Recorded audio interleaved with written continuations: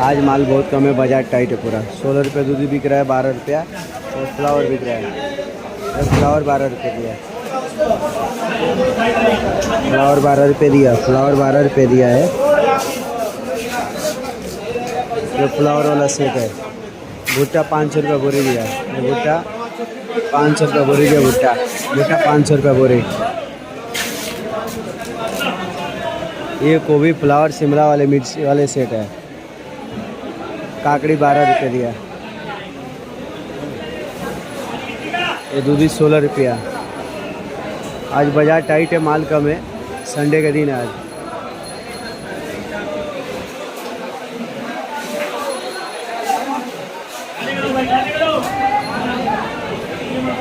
मौसम भी खुला हुआ है, आज बाजार टाइट रहेगा, चलेगा आज। अगर 2 दिन में बारिश नहीं हुआ तो आज बाजार टाइट रहेगा, कल के डेट में भी।